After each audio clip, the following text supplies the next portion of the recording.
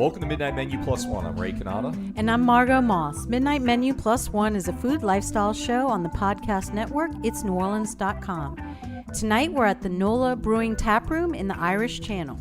The tap room is NOLA Brewing's on-site watering hole. They serve NOLA's regular lineup of craft beers as well as 8 specialty brews you can't get anywhere else. And the tap room is open 7 days a week, weekdays from 2 to 11 p.m. and weekends from 11 in the morning till 11:30 p.m. Friends, so glad you could join us. Each week on Midnight Menu Plus One, Margot and I invite a member of New Orleans restaurant and food community to have a beer with us, and we invite them to bring along their own guest, the plus one. We never know who the plus one's going to be. Sometimes a friend, a neighbor, a family member, or a fellow restaurant colleague. Our special guest on Midnight Menu Plus One tonight is Kirk Coco. Kirk is the owner of New Orleans Lager and Ale Brewing Company, otherwise known as NOLA Brewing, and which brings craft brewed beers right into the heart of New Orleans and Southwest. Shit. Let me do that over. I don't think you're supposed to say shit. Yeah. Yeah, you can actually. It's fine. Oh, really? Can I say that? You can say shit, but All right, let me do it again. No, though, I think you should just keep going. This is all right, great. you like I'm to be introduced like that? I'm All enjoying right. this, yeah. All right. Well, we're very excited to have Kirk Coco with us tonight. So, Well, we're looking forward to speaking with Kirk in just a moment. Before we do that, though, I just wanted to catch up on our week's culinary adventures. I know, Margot, you were at Jazz Fest, and which is most notable for the food as well as the music. What'd you eat? well, I tried something new. I had the Japanese beef po' boy. It Wow, was like, who did that? I don't know. It was like a Cajun. I think it was the Japanese restaurant. AJ's you talking about? No, not a magazine. not The Kyoto, but the other one, the one there. They're there every year. Okay. It's the Japanese restaurant. I'm Oh, giving well, them we a terrible missed a plug. chance to give I them a wasn't plug, I expecting know. you to ask All right, me. well, we'll fix that on the website. But it was pickled vegetables on really a good? banh mi Oh, bread. that sounds and amazing. And like a marinated meat. Yes, it was All right. delicious. Cool. Did you? I did not go to. to Jazz Fest. I was too busy working on a message on resting to be able to do anything else this week. So I had to miss all, and I had a free pass to Chaz Fest, which I like even better than Jazz Fest. Washboard Chaz? Yeah, I had the, it's that sort of, the locals got squeezed out a little bit more and more. They started their own thing, Thursday's local night or whatever, but they also have. So anyway, so Chaz Fest out in the 9th Ward on St. Claude, and I love it. And but anyway, couldn't go, even though I had a VIP pass for free because I was too busy working on a message on rest. That's kind of ironic, huh? So, but I did get a few good meals in. I think the most notable this week is I went to McClure's Barbecue. Very, very good. A magazine. Took my son there. Had a free night with my son. Rare opportunity, and that's where we chose. But anyway, hey, let's introduce our special guest. I'm really excited to have Kirk here. Thanks for joining us. He's also our host of our show. This is his place that we record out of each week. I am so glad to be here. Actually, I'm always here every time you're shooting the show. I'm just so glad to actually be on the show and talking while you're doing the show. That way I don't have to be quiet in the back. By the way, that sandwich, I think it's by Banh Mi, Vietnamese cuisine. Thank you. Okay, look at this. He's already fixing You the found show. it at. Yeah, I was looking through the Jazz Fest food. Nice. So Banh Mi. All right, good. M-I-E-N. All right, thank Fun. you. Give them a. Because I can be a host and do research. Well, we want to know what has been happening new in your life, because everybody knows about the NOLA Brewing Tap Room and NOLA Beer, but we want to hear some exciting new exciting new things. So many things. All kinds of stuff going on. First off, I'm drinking right now a brand new beer that we just released. Our first beer in bottles. It's in giant wine bottles. So Whoa. it is here. I even have one right here. Your iPad was resting on it. NOLA Lower Line. It is the first of a series we have called NOLA Funk Series. Sour beers, so they're very unique flavors. And this is the first one called Lower Line. They're all going to be named after streets. The one I'm drinking right now is a peach-flavored sour beer called Arabella. And then we have a cherry-flavored one called Piety, and then another one called Sauvage. Now, is this available in the tap room yet? All of these have been available in the tap room. I just poured an Arabella from the tap room just a few minutes ago. All right. Lower line is the first one to come out in bottles, and the rest of the 3 other sour beers will be out over the next few months. And what is, can you explain what sour beer is and why Sure. it's in So this beautiful bottle? There are all types of different beers. Wonderfully, a huge variety are available out there. Sour beers are beers that are infected, which sounds kind of gross when you first hear it. But they're infected, and these infections that are intentionally put in the beer with age make the beer sour and have these great, wonderful, sour, fruity notes. If you drink it right after it's infected, it smells and tastes kind of like dirty laundry. But if you let it age for like 6 months to a year to sometimes a year and a half, they get these great sour notes and really great fruity notes that are super enjoyable. And it's kind of the new wave in craft beer over the last few years. And we're really excited about having a whole area of the brewery dedicated to making these sour beers and barrel-aged beers. Yeah. Well, now, if you have to wait 6 months to a year in this process, then you don't know what it's going to taste like till then, right? Well, And you have an idea because you know the ingredients you're using and you know how you're infecting it. Each batch will be a little different. And sometimes, depending on the weather and the humidity and some other factors, it could take 8 months to age it. It could take 14 months to age it to get it to the flavor that you want. So how do you find out? You sample it at 8 months, you sample again at 8.5 months, and you just keep going? Is that it? Okay. We call it pulling nails because remember, these are being aged in old barrels, right? Like either rum barrels or wine barrels. Yeah, oak barrels. And so you tap a nail into the barrel. Come on. And then you pull the nail out, and the liquid starts shooting out, and you take a sample that way, and then you put the nail back in. Now, is that straight on the beer at that point, what's coming out? Or is that like a it is beer that part of the beer? It is beer, but then it's additionally being either fermented or infected in those barrels. Now, is sour beer something that was appreciated at another time? Or sure. was The Belgians have always had a pretty big sour beer market. Northern France has had a lot of sour beers. If anybody's ever had Framboise, that's a sour beer. So that's a type of this beer. And there are lots of different styles and flavors that you can create from it. My favorite entry one is a beer called Duchess de Bourgogne, which you can get in Louisiana. I know Avenue Pub sells it. A few other small places you could probably get at Stein's Deli.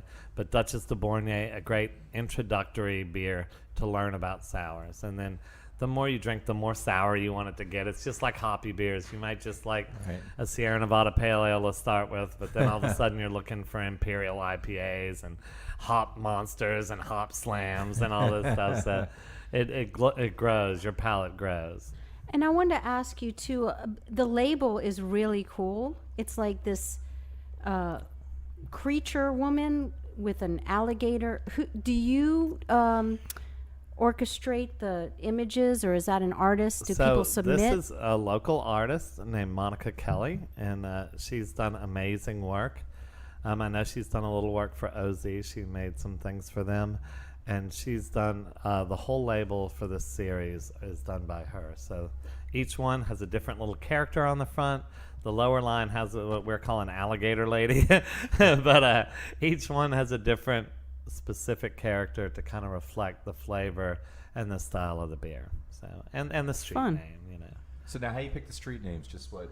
What fits in with the beer that we're making? What we think kind of rides along with it. So lower line was our base funk, kind of like the easiest basic sour beer. So we called it lower line because that was the base. Oh, got it. Okay. Arabella was peach, and that Arabella just kind of sounded peachy and almost the picture on the front is almost like a Southern Belle on the front of it. And then Piety, cherry, Piety. Yeah. yeah. And then Sauvage is like a really wild, funky beer, so we called it Sauvage because like savage, wild. Okay. So, and we'll have more. So. Now, do you enjoy the marketing of products as much as creating, and is that I probably like that part the best, actually. The marketing aspect, and then the socializing aspect, which of course I'm from New Orleans. That would be the part that I like. So You know, create this whole job just so I'm- you can I'm like be the forced most popular to guy at every party. constantly talk and drink beer. So imagine the torture that is my life. So I do a lot of talking, a lot of drinking beer, which I did before anyhow. So I just found a job that my skill sets played well with. Now you've also moved on to a new corner too with I have. liquor, right? Yes. That's a whole new chapter. Brand no liquor new before. project. Started a month and a half ago.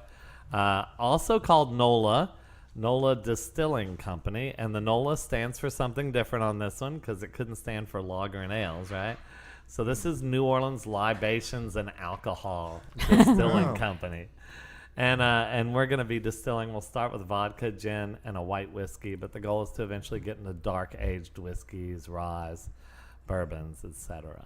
So I'm very excited because when I'm not drinking beer, that's what I'm drinking, and so being able to make my own makes it more fun and cheaper. Now, do you have like one guy designing all those different liquors, or do you have a different? I mean, it seems like it would be a different skill set for like. I have a great head distiller, and then we have a really good COO who's going to be there. So my distiller is a guy named, great name, David Otto Bach. So we call him the Otto Bach, and he's great. And he's developing all the recipes right now. So actually today he was working furiously on making a vodka out of sweet potatoes. Sweet potatoes. Yeah, kind of Sounds cool, great. huh? Yeah. But we're trying some other stuff. There's also some sweet radishes that grow locally that we on. were thinking about making the vodka out of. So we're figuring out exactly which ones are going to make the purest, cleanest flavors when we distill it. And so he's working on that right now. But So then where are we'll- those grown? Those are all grown locally. So you can get sweet radishes and sweet potatoes, obviously, all throughout Louisiana. so? Does it look like a Our science small batch lab? we bought from, I'm sorry, the small batches we're working on we bought from the farmer's market here. Oh, it's so cool. Yeah. Yeah, that's go ahead. great to support the local and But like, can you get junipers and stuff like that? I mean, like, what do you getting all that here? No. So for the gin, we haven't worked on what we're going to do, but we might not use juniper. The beauty of gin is that gin is just vodka infused with herbs. You don't have to pick juniper. I mean, that's a common Really? herb that's used in it, but some don't use juniper, and those are actually my favorites. I'm not a huge juniper fan, so I'm hoping we don't use it, but there's a team of us, and we'll come up with So you- what flavor profile we So all what do you do agree instead? on. You're doing like satsumas and stuff. Like, You what do can you do all for kinds that? of stuff. Yeah, you can use any herb or addition that will add flavor, because that's all gin is just vodka infused with these herbs. So we're playing around with a lot of different things.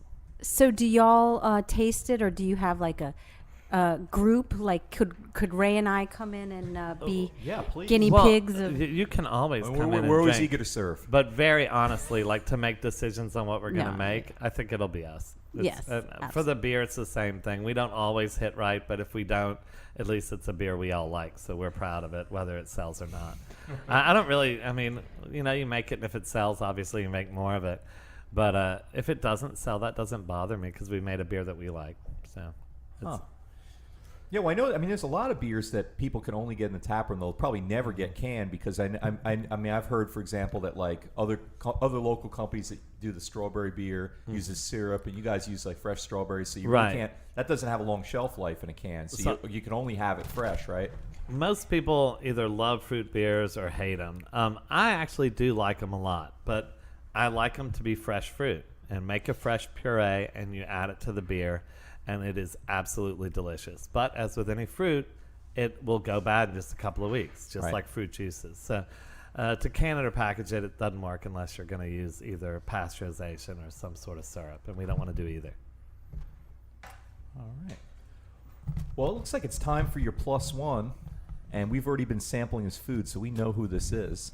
Yeah. Plus, so he's wearing a T-shirt with his name on it. But that helps. why don't you introduce him and tell us why? Because I know there's a good reason for having him. I will. So my guest is a spectacular chef and smoker, and not like tobacco or anything, but a smoker of meats, which sounds just absolutely disgusting sometimes. Anyhow, my guest is Neil McClure, who is a fantastic chef. So, hey, Neil. Hey, y'all. Thanks Welcome. for having me. Aren't you glad Great I called having you you. a smoker of meat? Yes. Yes. One of my many titles. I'll take it. Well, Neil has brought along tonight a bunch of beautiful food, and I could not wait. Ray, while I'm talking about it, you should try things. Go ahead. I am dig already, in yeah. because I could not wait.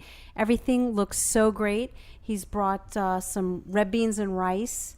That was just delicious, and I noticed it had a little different flavor in it that I really like. And what kind of meat do you have in this these red beans and rice? Well, I started with bacon, of course, and then I add a little bit of my brisket today. Sometimes it's pulled pork. Sometimes it's the sausage left over. It depends on what big chunk of meat wasn't sold at the end of last night. And I had a couple of pounds of brisket left over, so it made a perfect addition today. It's delicious. And the greens, what's that? A side of greens on the menu? Indeed, they're my molasses stewed collard greens. Delicious. My favorite side, for sure. Describe the sauces that you brought too. You brought a bunch of them. Oh, geez. When I first started doing my pop-up, I just had a lot of time on my hands since, I get up in the middle of the night to start cooking all of this and couldn't decide on what style of sauce I wanted to represent my barbecue. Because for me, the barbecue was more about the smoked meats being done right rather than coating them in a sauce and trying to hide something. So, long story short, I used every regional sauce that I could come up with, basically. So I have 6 different ones. I have a Kansas City style, which is molasses and tomato.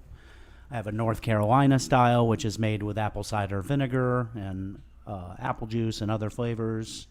I've got a South Carolina style that's mustard-based. Alabama, for one restaurant in particular there that does just a remarkable white sauce that's made with mayonnaise and horseradish and vinegar. Now, Neil, It's so good on chicken, Kirk. You should try that. Neil, as a Yankee, I didn't grow up with much barbecue, so I have an unrefined barbecue taste, palate. But I absolutely love McClure's, but a lot of people do have very refined taste. Love McClure's. I've seen you in there just a few times. A lot. I think like 3 times this week. But Thank you. But one thing that's always puzzled me is the way that people are just absolutely vicious about if they're sold out on one style of barbecue, they hate all other kinds of barbecue, denigrate it. So if you love that Alabama barbecue, I actually have a really close friend who's a friend of yours as well. We were having some actually here for dance practice, and he was singing the praises of Alabama. I said, yeah, it's great. And it's like no, you don't understand. Every other kind of barbecue sucks. It's terrible. And you get that. You get Memphis people that don't like anything but Memphis barbecue. You Kansas City people only. So the nice thing about McClure's is you do sauce really well, it seems, in a bunch of different genres. So you can please the Kansas City people and the Memphis people and the Carolina people all at once, right? Mostly. Those opinions are so strong that they ask me about my barbecue while waiting to tell me about theirs more than anything. You must get lectured all week long by a bunch of amateurs too, right? I mean, I know it's going to be a long talk when you start with, well, I'm from Texas. I don't think any other food genre It's stirs up that kind of passion like barbecue does. It's The crazy. passion behind it has been unreal. I've been in food my entire life, from pizza to casual fine dining to regular fine dining, and nobody has ever had as strong opinions about the cuisine being served as I've experienced with this. What do you think it is? Do you think it's Comfort food. Everybody's passionate about how their pappy made it, or the restaurant they grew up going to. It may have the worst ribs on the planet, but if that's the flavor you grew up with, it's going to be hard to knock you off that horse. Well, So, Neil, I want to know how you and Kirk know each other. wow. Well, mainly because he likes to drink beer and talk to people. That's the advantage of drinking beer and talking your whole life. You meet a lot of cool people. Do you want to tell? Can we tell the whole story? The whole story? I don't know. Come We want to bring on, up this is- Pensacola? We got plenty of time. Oh, well, we could do that too. Yeah. I was just gonna go back to like smoker thing. Yeah. I mean, we already knew each other by then. I don't know that I want to talk about that aspect. know. of it Oh, too don't terribly say much. that. We're just Don't throwing say stuff that out there. because We're you not know gonna say- we'll Let's just. dig. I have had, and this has been well documented in the newspaper and whatnot, had several problems with my neighbors. They were not happy when I opened up, even though for a year before opening they knew a barbecue restaurant was going to open. But as soon as I started smoking, they freaked out and sued me. And I settled out of court and moved my smoker off my property to across the street. And then, for some reason, that was shut down as well after some more complaining. I'm not exactly sure who that was, but at that point, I was kind of scrambling as to what I was going to do next. I was real close to changing my concept. And Neil and overall. I Can't you just make like a taller chimney or something? Tried that. yeah, he had done that. He had Tried really that. done We everything. even made a homemade scrubber to scrub the smoke, and it it's complicated. There are a lot more issues than just the smoker. They weren't big fans of my landlord and how he handled the whole me moving in thing. So it's been a difficult situation. Well, and Neil and I had known each other for some time, and we were frequent customers to his restaurant. We used to have our managers, and we still have manager meetings over there. And all the guys making beer for him here have been Yeah. big fans, and I've been friends with a lot of them for a long time. Yeah, we're all fans.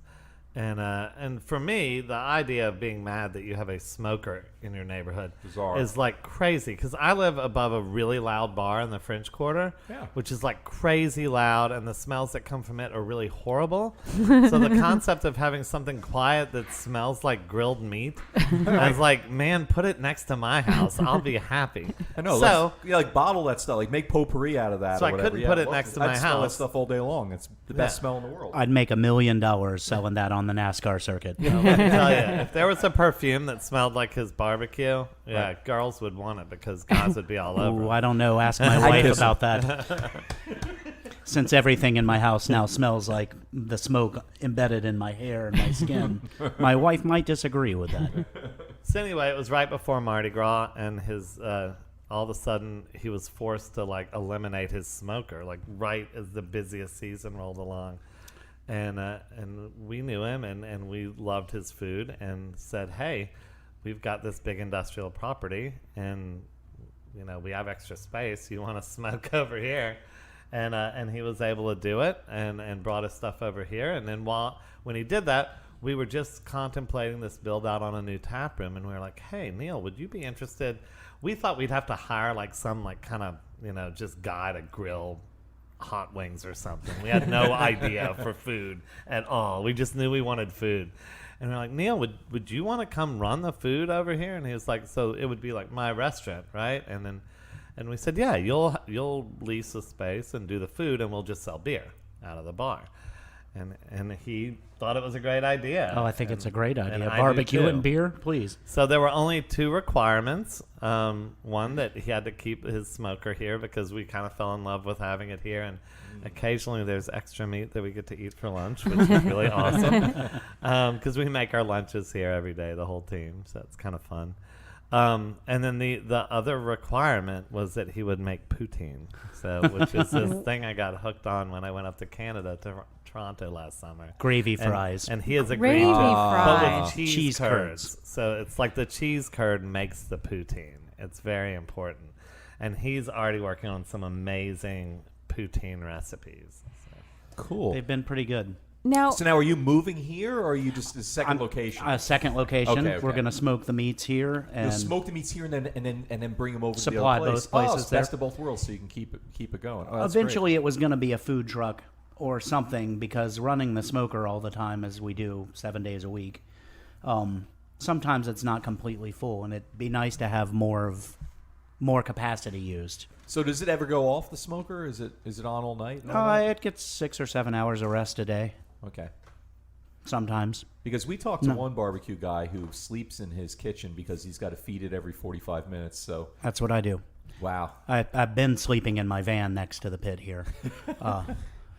Until I have a proper lazy boy in the sour room, I guess, or something. We could probably set you up in a nicer room than the sour room. I don't actually sleep very well. That only happens when I have to do the... He wants to be in the sour room so he can pull nails all night. We'll come in, all the barrels will Yeah, be exactly. All empty. stuck with nails. Like, They'll what look like- happened to the barrels of beer? They look like that horror movie with the dude with the nails all in his face. Hellraiser Whoops. barrels. Hellraiser Yeah. barrel. Sorry, no lower line this week. Yeah, it's there's a lot So, of I mean, hours does involved. every barbecue guy in the country sleep in No, his no. smoking room? 98% of them probably are doing All right, them but so far we're two in a for two. Southern We've asked pride. two. We'll say- In the what? Are cooking their stuff in an automatic smoker, which is more like an oven than it is a smoker. Why can't you get an automatic smoker? What Because makes I'm a it stick better? burner. I burn firewood. I burn pecan and apple. So you have You to can't Part make of an the- automatic wood. one that does that? I could, They but can't the feed it smoke wood? would be more. They tend to use chunks or pellets, and the smoke burns really quickly and more acidically. It's just not as good a flavor. Can't you hire like a guy for like $9 an hour to throw the smoke in so you can get a good night's sleep once in a while? I do that. I'm not Okay. I'm not there 7 days a week anymore.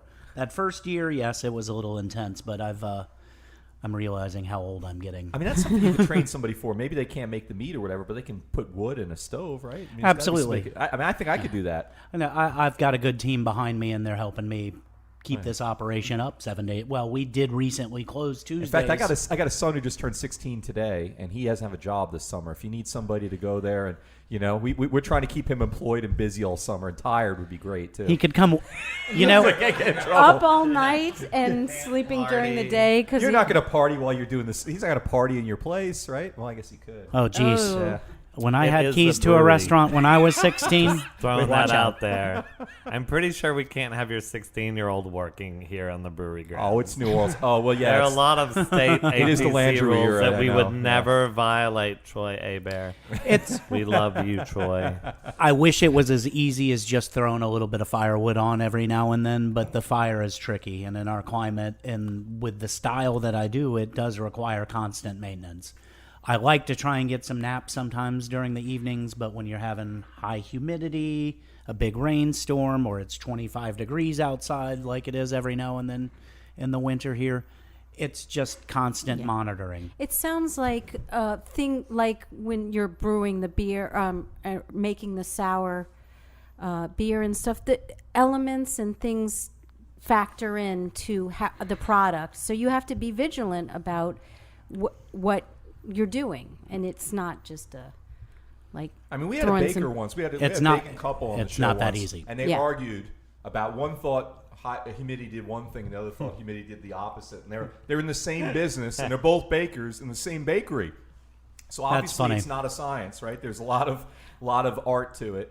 There And is. So There is. There's got to be a lot of subjectivity, and it's just you kind of doing it by nose or whatever, and figuring out how to play with these factors, right? Good point. The temperature control thing is mostly by smell. When I walk up and I can smell when the pit is too hot, or I can sometimes hear it because the meat's sizzling a lot more and things like that.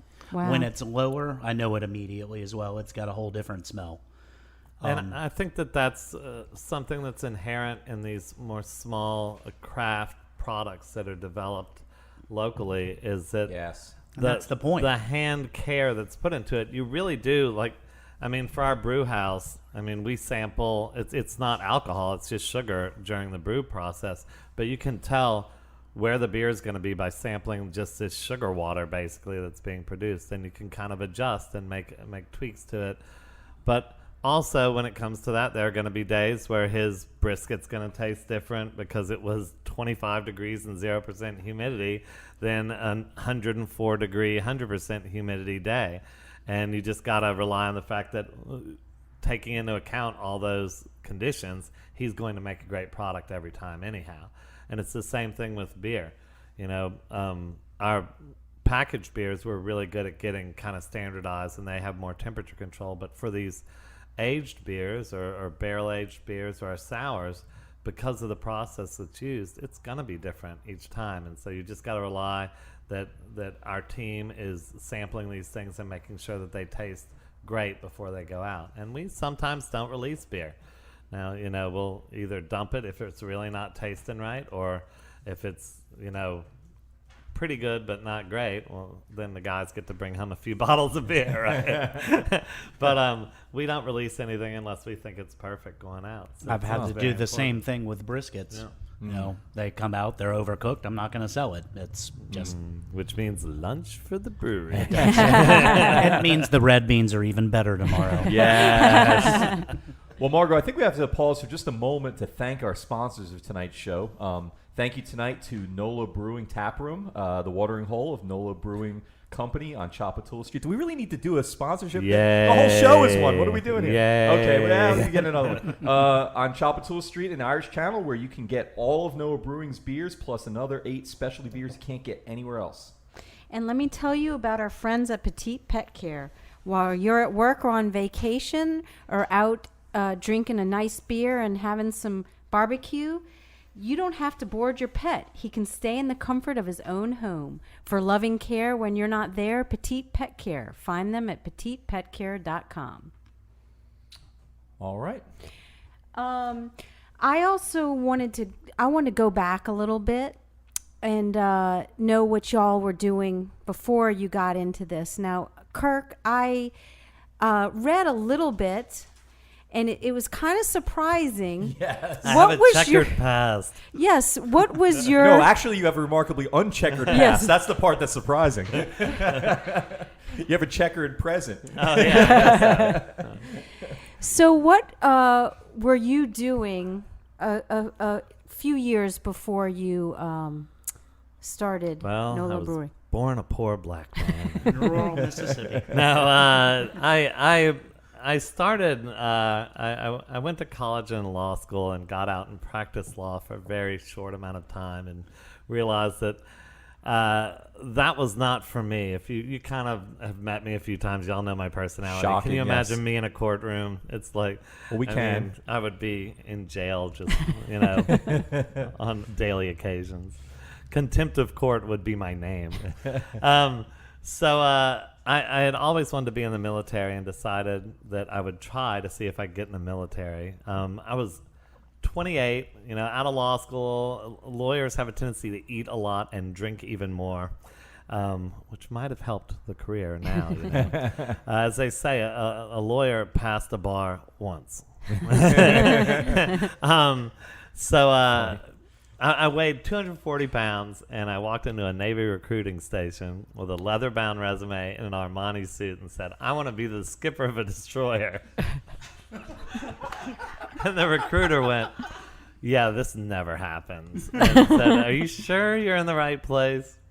And he tried to get me to be a lawyer in the Navy, a JAG officer, but I decided that I wanted to be the skipper of a destroyer. So I was a surface warfare officer for 11 years and would have done 20, but Katrina hit New Orleans, and I felt like I had to come home. And I came home after 11 years in the Navy and had no idea what I was going to do. And then through a complete freak circumstance, ended up starting a brewery.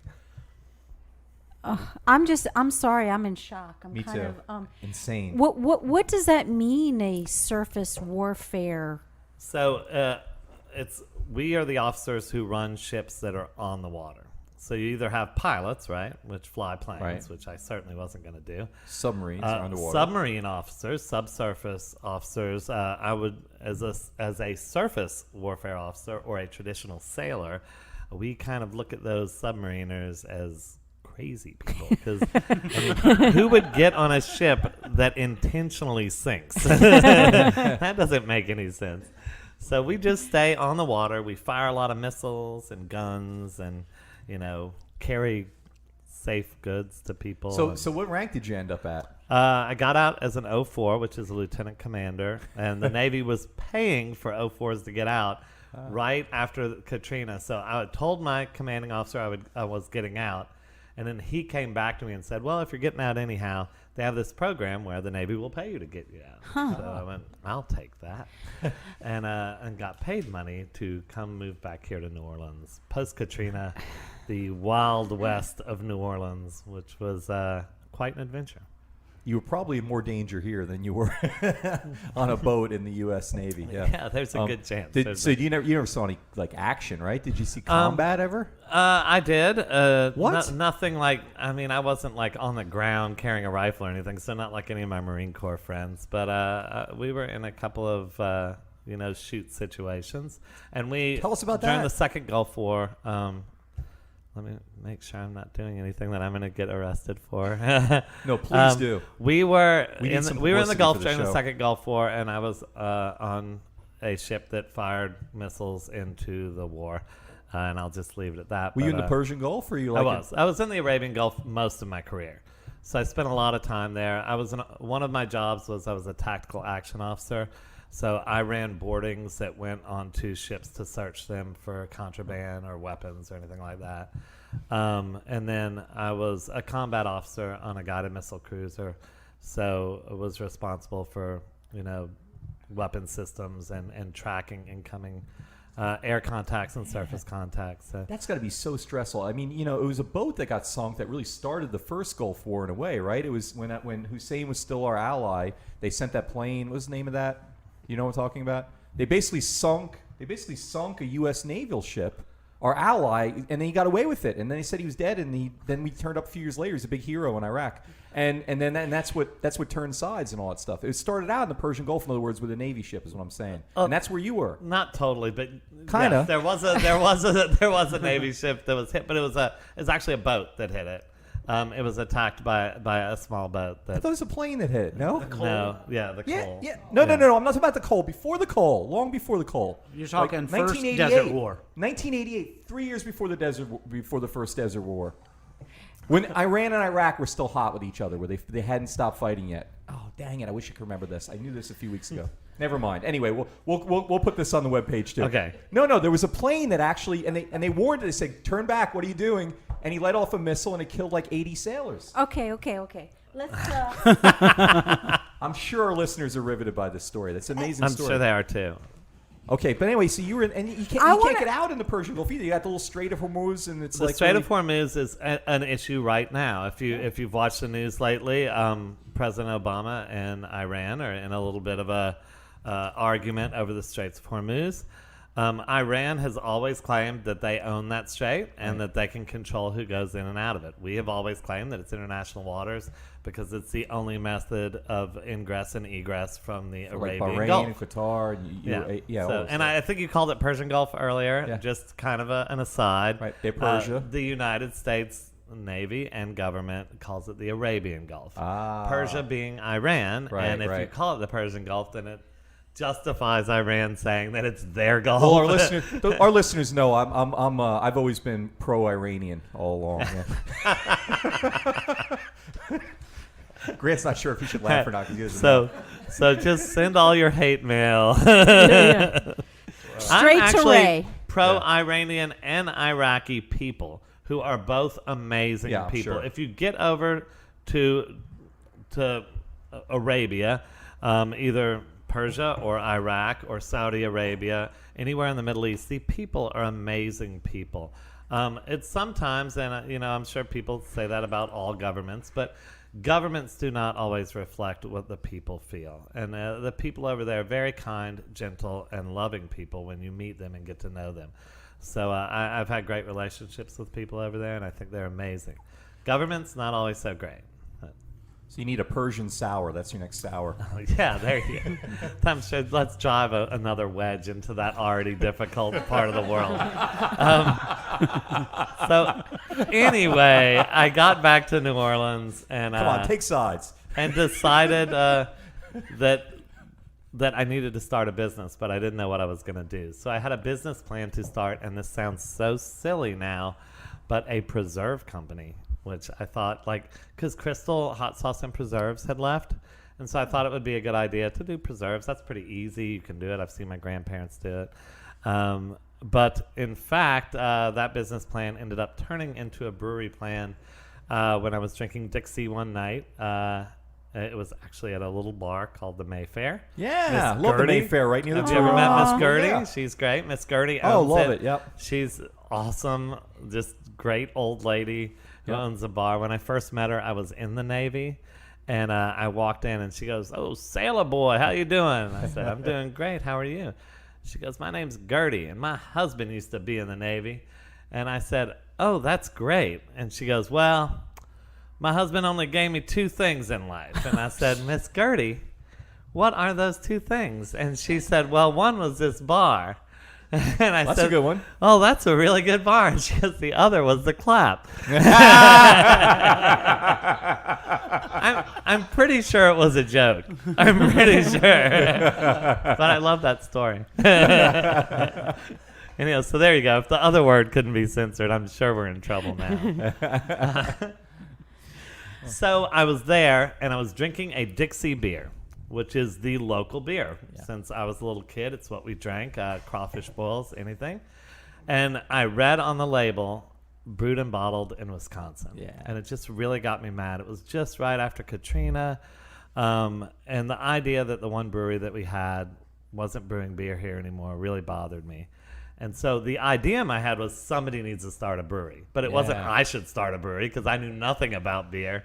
But I had a great friend, Byron, who was a really good home brewer. And so I said, "Byron, you need to open a brewery." And he said, "I'll do it if you help me do it." And I was like, "All right, let's do it." And then his wife heard about the idea. And it quickly became, "Kirk, get away from our house. Don't talk to my husband anymore." Restraining order. So he ended up putting me in touch with the brewmaster that we have now, Peter Cadu, who was a brewmaster at Dixie. I And didn't he's know that. amazing and really great brewer.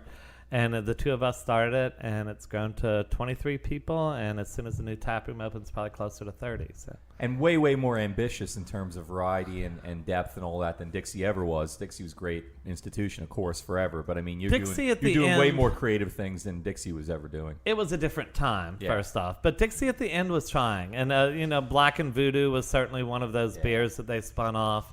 And they had one called, I guess, like a white chocolate mousse beer. There were a few that they had that they were really trying to push the limits, but it came a little too late. And unfortunately, they weren't able to get profitable in time. It was a big building. You need a lot of money to support it. Yes.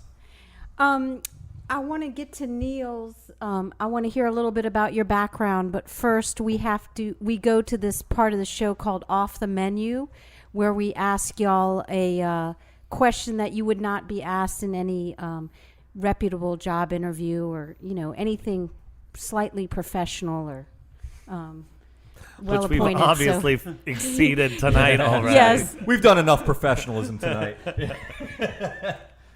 Okay, so Neil, I will ask you. I had gotten 2 questions from my 8-year-old. So, and this is perfect for this evening. All But right. I'm going to ask you, if you were taking your last breath, you were dying and you took your last breath, and on your last breath, you woke up and you were 8 years old, what would you do? Wow.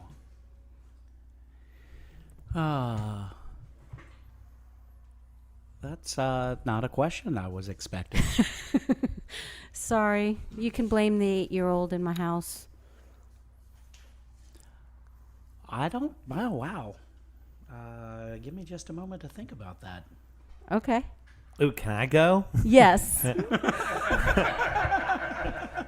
I would have worn more sunscreen. I would I've been waiting for Yeah, I know. I've been regretting my 8-year-old decisions for years now. I would kiss Maria Bertucci. If you were out there, Maria, I would have kissed you at 8 years old. It was And a that bad would- decision not to do that. When was the last time And you that saw would have Maria changed your Bertucci? whole I haven't seen Maria life? Bertucci in probably, 40 years. She's working at the Mayfair. Yeah, maybe so. Maybe I have kissed Maria Bertucci since then. Just don't You haven't remember. Facebook Should we? Yeah. Yeah. Should we ask her to No, I haven't. come on Pull her air? up on Facebook. Let's get it. See, my 8-year-old crush had a very bland Norwegian name, but like Maria Bertucci, there's not going to be too many of those. If you Facebook her, you'll find her.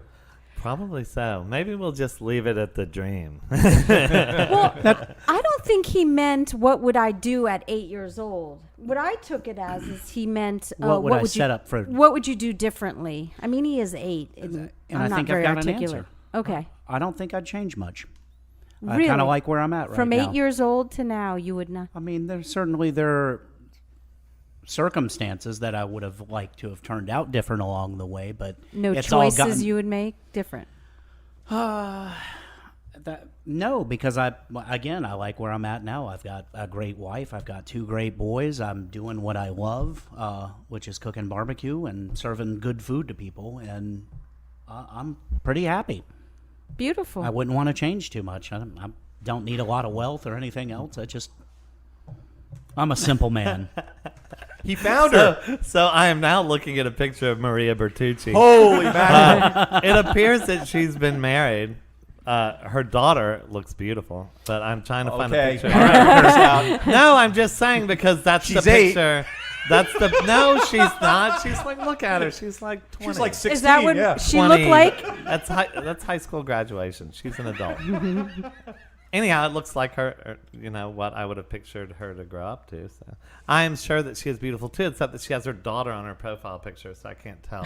By the way, Maria, if you're listening, a huge pet if you're peeve of mine listening- to anybody listening: do not put your kids' pictures on your profile picture. That is not you. That is your offspring. Let That them have means- their own Facebook Exactly. picture. Put them in your photos.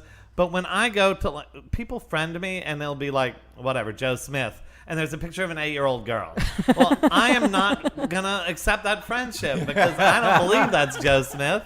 And then people get mad. Well, why'd you turn down my friendship? Because it was a picture of like a dog or 2 kids that were under 5. Yeah. I'm sorry. And there's a I don't crime And that channel. means- know those There's a crime people. channel on cable that focuses on that That's too. true, Yeah. so you got to stay away from that. And it says people are living through their dogs or their children. Right. I You mean, should be yourself. At least your profile pic should be yourself. All my photos are of meat. What does that say?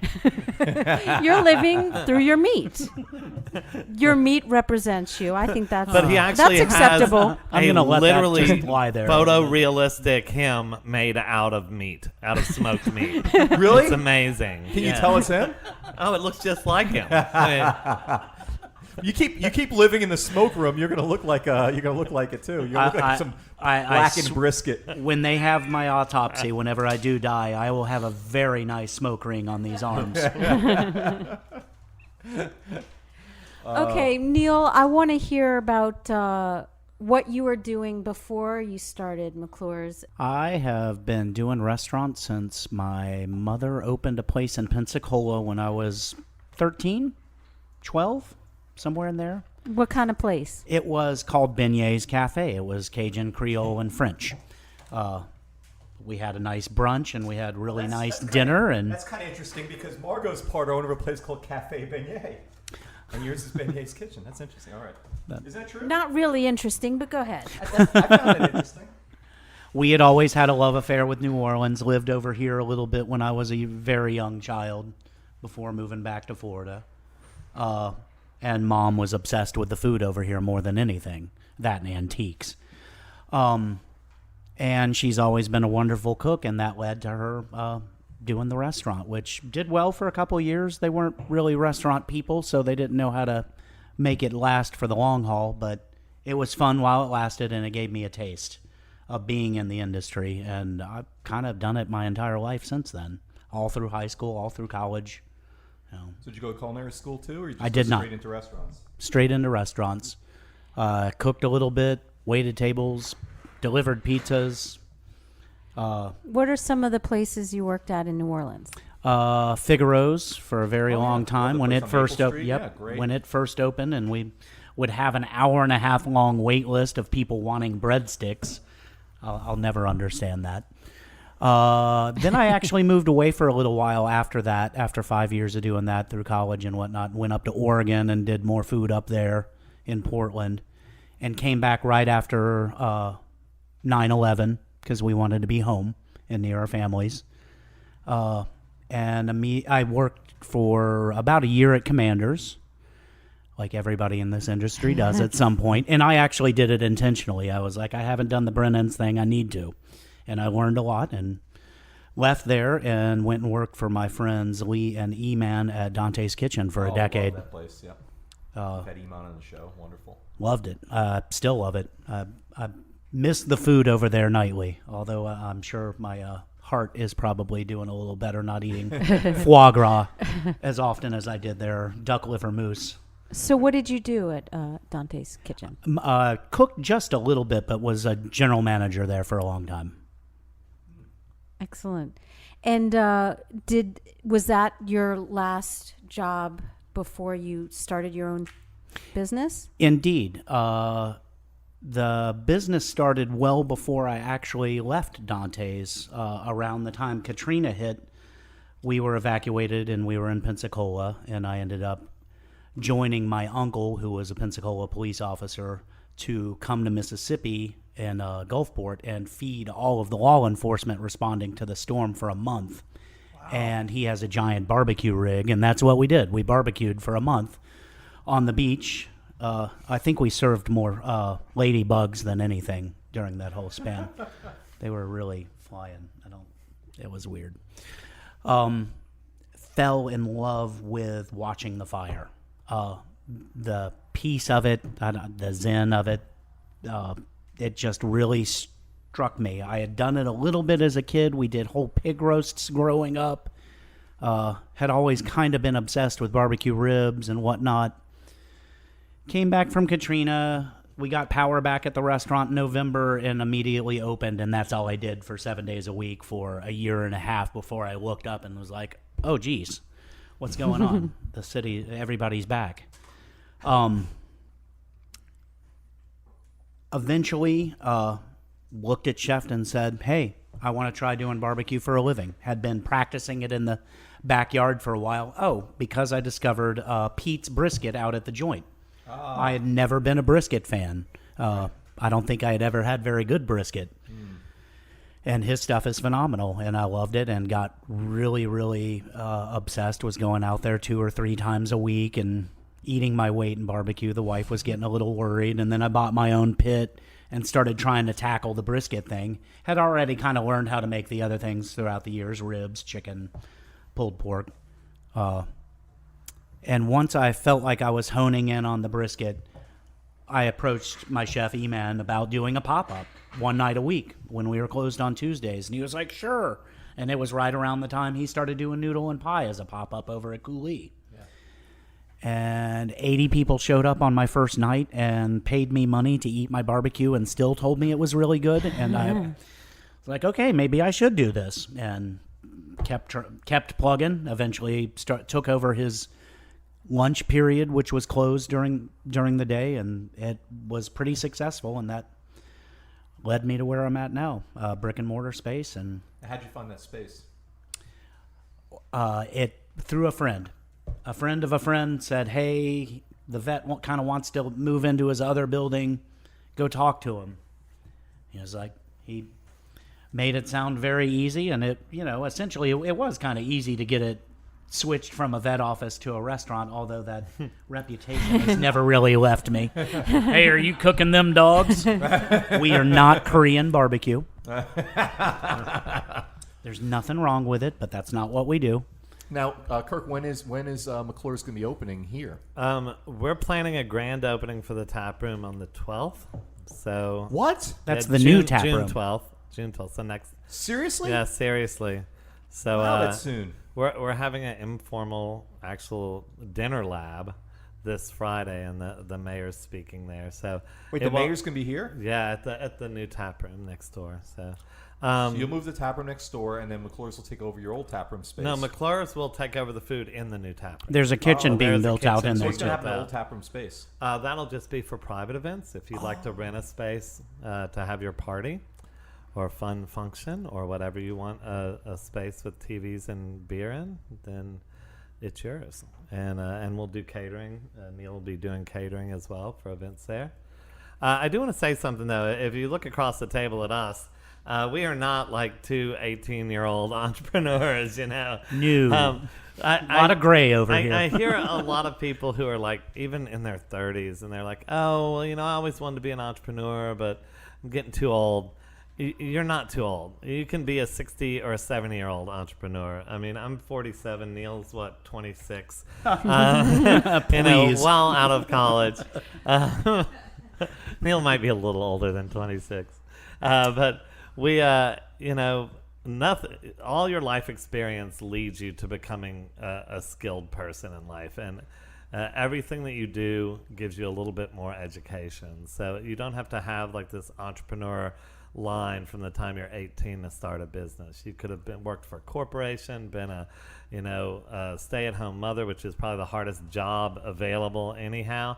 And any of those skill sets that you have that taught you how to manage time and manage logistics and, you know, get ingredients and make stuff when you're cooking at home. This is a high school commencement speech right here. You got it. No, it's just important because I hear from entrepreneurs all the time, and they always want to, you know, oh, if you haven't done it by the time you're 25, you can't do it, because I think there's this tech industry belief that you have to be an entrepreneur very young. You don't.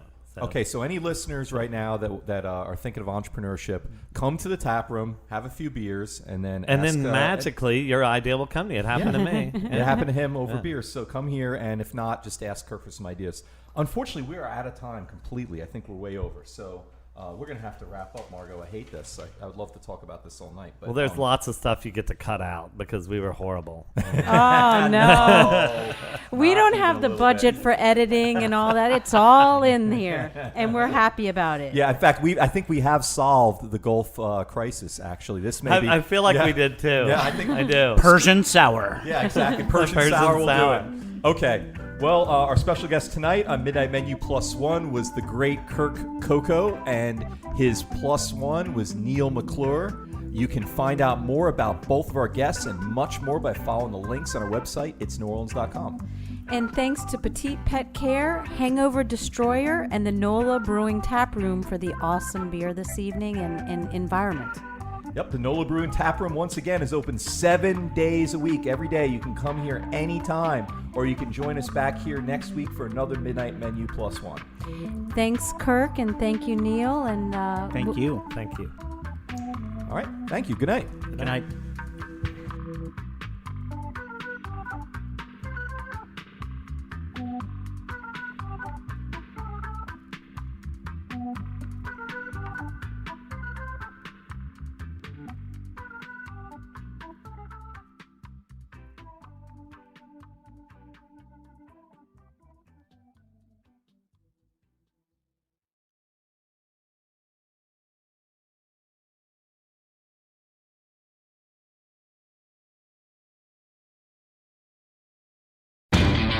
You know Labor Day signals the unofficial end of summer, but not the end of your outdoor projects. Lowe's helps you do it right and helps you save with Labor Day deals throughout the store.